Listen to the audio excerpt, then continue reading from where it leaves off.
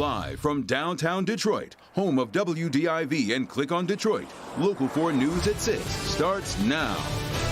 Local 4, we continue to track the COVID-19 vaccine for you tonight. There's good news for Pfizer. One 89-year-old woman in Oakland County hopes it's good news for her. All right, Sean, but we are going to begin with the weather as the local forecasters are watching this bitter cold front making its way right into Metro Detroit, and temperatures are expected to be near the single digits by the time you get ready for bed. Yeah, let's get over to Ben with a look at not only cold weather, but a touch of snow, too. Yeah, it's definitely winter out there, guys, and we're going to add another round of accumulation on top of what we already have on the ground, which is plenty for most of us, but we will see more. Storm Tracker 4 shows that snow advancing up from the south zone. Leading edge of that just now starting to get to the 59 corridor. That stuff is pretty light, but everything from 94 south, that's where we're seeing the accumulation already getting started. And most of what we're going to see stack up is going to happen during the evening hours tonight. You can see here as we go through about midnight tonight, that's when we're going to see the widespread stuff come to an end. May add very little to those totals overnight. And most of this should be gone by the time we wake up tomorrow morning. That's when we're expecting to start with mainly dry conditions outside of just some east side or south zone snow showers. Temperatures relatively steady. In fact, we're really not going to move a whole lot from where we're at right now. We'll see a little bump tomorrow and then a big dip as we get into tomorrow night and the rest of the forecast. We'll look at that and your other chances of snow, although you can get a sneak peek of that on the Local Forecasters app, always free in your app store and download by searching WDIV. Guys? All right, Ben, now to the latest on the coronavirus as we see new cases and deaths in the state are starting to slow. The state reports more than 1,700 new cases and 11 additional deaths. Remember, that's a two-day total for Sunday and Monday. State also reports 32 new COVID outbreaks in schools. The University of Michigan announced today all students who live on campus or attend classes there will be required to be tested weekly starting next Tuesday. This comes as 45 cases of the coronavirus variant B117 have been identified in 10 counties, including Washtenaw and Wayne counties. On the vaccine front, Meyer is going to vaccinate 25,000 people, the focus being on those 65 and older. This comes as Pfizer makes a pledge to get the vaccine to the masses faster by cutting manufacturing time in half. Sean Lay joins us live tonight. Sean, it's good news for seniors, especially who are waiting, just to make an appointment, as you've reported. Every day we hear from our seniors just trying to make an appointment and no luck. So here's what we've got from Michigan's own Pfizer. Some good news here.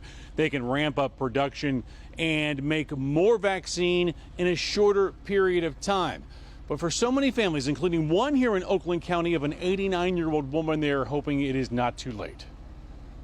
Pfizer right here in Michigan tells us it takes about 110 days to produce a batch of COVID-19 vaccine. The company now launching Project Lightspeed, making vaccine production more efficient, making a batch of COVID vaccine in now just 60 days, meaning more doses are on the way. Right now, Ann Jacobs will take any positive news. Her mom is 89. People call her a force of nature. Ann's mom lives on her own. She volunteers to stay active. You'd think she'd be able to at least get an appointment, and she has heard nothing. Her friends that are in assisted living have gotten first dosages. She's got friends all around her that are actually living alone as well that have gotten their dosage, and she can't figure out why she's fallen through the cracks. I thought she'd be one of the first ones, but no. I've signed her up in Huron County and Tuscola County, just because they didn't say you didn't have to be a resident, but just counties that might be easier for her to get to other than Oakland. Patience isn't going to keep my mom alive. And, I don't want her to be another statistic, because if she, dies from COVID because she couldn't get the vaccine. Waiting week after week at 89 years old. Oakland County telling us they're getting more vaccine, and they've got about 80,000 people in their brand new Save Your Spot website list, so people are getting in line. We also reached out to Pfizer. They're saying simply they're getting more efficient. They're getting better at this. So that's why they can make more vaccine in a shorter period of time. Let's hope it floods the market, of course, with more vaccine. Back to you. Let's indeed hope so. Okay, Sean, thank you. Michigan high school athletes are back to practice today as the pause on sports is lifted. There are strict rules in place, as we've reported. Athletes have to wear masks if they can. In sports where athletes can't do that, like competitive cheer, wrestling, swim and dive, athletes will undergo consistent testing. Any positive test will force an athlete to isolate immediately before a second test to check the initial result, make sure it was accurate. The state is recommending schools don't use buses to take athletes to games, something that may not work in Detroit. The buses, not so sure right now. At this point, we're scheduled to go on buses just like we did with football. The MHSAA tells us the State Department of Health and Human Services will pay for the athletes to be tested.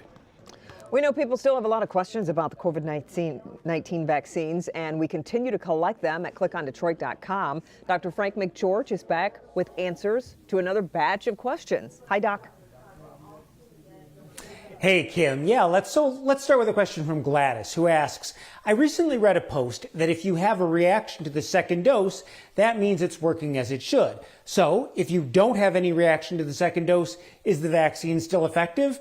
Well, the answer is yes. Regardless of whether you have a reaction to your first or second dose, it's equally effective. The studies done to support the emergency use authorization included people with and without reactions to the vaccine. The overall efficacy was 94 to 95% for the vaccinated group as a whole. Now, I personally had a reasonably unpleasant experience with my second dose, so consider yourself lucky if you feel fine. Now, here's another question. Lori asks, what's the data on the seasonal flu? How prevalent is it this year? If the occurrence is down, could it be from coronavirus precautions? Influenza activity is way down from prior years. In fact, it's historically low for February. Now, there are several probable reasons. First, we did successfully vaccinate more people against the flu this season than the average year. But the second reason is probably more important. Masks, distancing, less travel and contact, better hand washing, and all the other things being done to mitigate the coronavirus are extremely effective against influenza. And I wouldn't stop at the flu. Other respiratory viruses like RSV, adenoviruses, and other viruses that cause the common cold are also at historic lows. A good follow-up question is, what does that mean for influenza after we stop the aggressive coronavirus precautions? The answer is, we don't know. It's likely the flu will come back and might even be more problematic. The issues there are, first, we developed the seasonal flu vaccine based on the strains that have recently circulated in other parts of the world. Flu activity is down everywhere, so the best target for next year's vaccine isn't clear yet. The second issue is that without much influenza circulating, our immune system's ability to fight it might get a little dull. Now, finally, on a related note, Norma asks, I know someone that when she got her second vaccine shot was sick for 4 days with flu-like symptoms. Was this really from the vaccine, or is it possible she actually had the flu? The answer is it was most probably a reaction to the vaccine, especially since we have virtually no circulating influenza right now. Back to you. All right, Doc. A group of Michigan Democrats led by Congresswoman Brenda Lawrence is urging President Biden to ease travel restrictions for families at the northern border.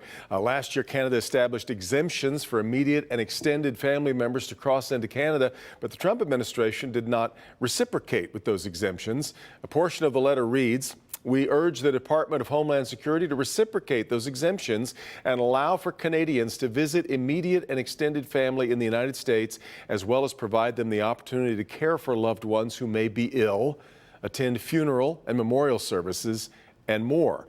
Our top priority must remain limiting the spread of COVID-19. However, we believe that reciprocating these family travel exemptions are an important first step toward fully reopening our borders in a safe manner. End of quote. The letter was joined by Representatives Andy Levin, Haley Stevens, and Rashida Tlaib.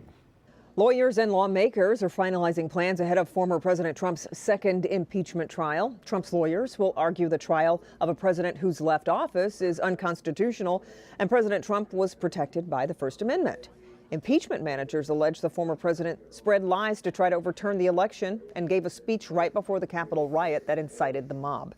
17 Republicans would need to vote with Democrats in order to convict Trump. That outcome does not seem likely to either side. It's not a question of how the trial ends. It's a question of when it ends. The trial starts with a debate tomorrow. Starting Wednesday, each side will have 16 hours to argue their case. 2 weeks late, we still don't have Michigan's audit of the state's election results. And as our Grant Herms reports, although the 2020 election is long past, there are still new videos alleging fraud making the rounds on election night in Detroit. We continue to see these conspiracy theories even as they've been thrown out in court or debunked, some of them here by us, but it does mean these baseless theories will continue to pop up even as we get further from the election.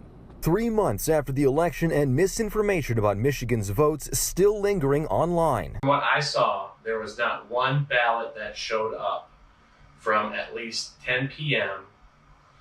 Or let me say at least 10:30 to the 3:30 a.m. Over the weekend, a supposedly new video from a far right-wing site known for spreading false information. It allegedly shows a van dropping off ballots in the early morning hours of November 4th at TCF Center, claiming they came in 8 hours past the deadline. The deadline, however, was when ballots needed to be turned into clerks, not when they needed to be delivered. Michigan is kind of its own. We're going to talk about Michigan. It's very different than the other states, what went on there. Then there's the new so-called documentary from Pillow Company CEO Mike Lindell. The 3-hour-long video throwing around debunked conspiracies about Michigan's voting machines, stemming from a human error in Antrim County early in the count. The error was fixed and a hand count of the votes proved there were no problems with voting machines. The videos have been repeatedly taken down from social media sites, but new versions are outpacing efforts to combat their spread. All of it as the state waits for one of the largest risk-limiting audits ever done, with the hope of changing the minds of those who continue to spread lies online. We're still waiting for the results of that statewide audit. It was about 200 precincts, or roughly 18,000 ballots that need to be compiled. At last check, the Secretary of State's office said those are still being compiled. We should note that this audit could not overturn the election results, and we don't expect there to be any evidence of fraud or irregularity. In Detroit, Grant Herms, Local 4. All right, Grant. Still to come, former judge files an appeal in a hotly contested drunk driving case. New at 6, find out why David Parrott wants a key piece of evidence thrown out. But first, what we're learning about a crash involving Detroit police that killed a well-known defense attorney in Detroit.